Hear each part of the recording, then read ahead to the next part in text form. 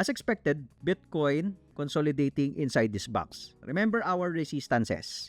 Blue line of TPY, that one, ito. Or yesterday, ang nakita natin is a rejection dun sa blue line. Lumabas tayo ng konti pero hindi tayo nag-close. So ano po yun nangyari? So since na-reject ka dyan sa resistance na yan, yung blue line, syempre, teka muna, exit din muna kami. Maraming nagbubuhos ngayon. Nag-a-attempt ulit. Hanggat hindi ka nakakatawid dito sa blue line, alright, expect mo, some will most likely stay on the sideline.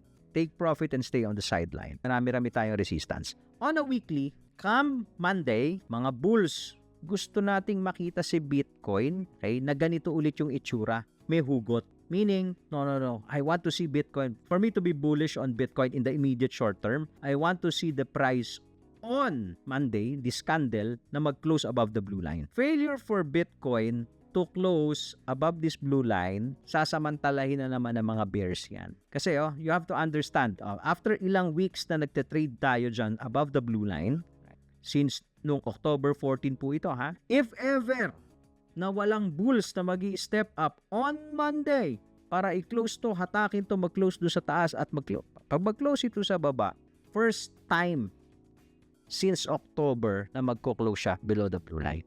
And that is not good for the immediate short term.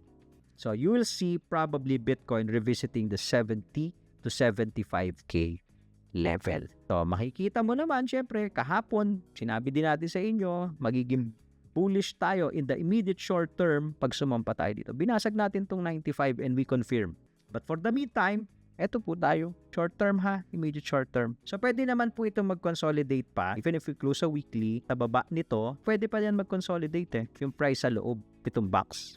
Which most likely it will. Pero nandyan na siya. Pero medyo ganun na. Medyo hirap na yan. Kaya ng konti, tapos bubuhusan ulit. Medyo hirap na yan until we reach this. Ngayon, depende dun sa alboroto ni Ninong Donald. Pagka may tinweet ng hindi masyadong maganda, over the weekend, parang hindi okay. Kaya yung crypto ball, sinamantala na naman ng mga bears at pag nag-rally, binuhusan, pwede kang magkaroon ng week na naman dito ng mabilisan. So again, this is for immediate short term. And then, gonna take a look at our TPY system. Pag kung nagtitrade po kayo using our TPY system, di ba? Ano sabi natin sa inyo? Just look for sell opportunities. Ayan na po yung mga sell. Yan ang binibigay sa atin ni TPY sa H4.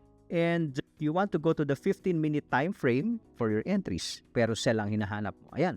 So last Monday, di ba, nung sinilip natin, siya last Monday, nung nagra-rally dito, umakyat tayo dito, ayan, may sell. Yung rally na to is a sell. So yan po. If you're using our system, just follow the trend. Kasi based po dun sa TPY system natin, at least in the immediate short term, pababa pa yung price. So I just want to look for selling opportunities or short opportunities. Follow for more Tito Moves.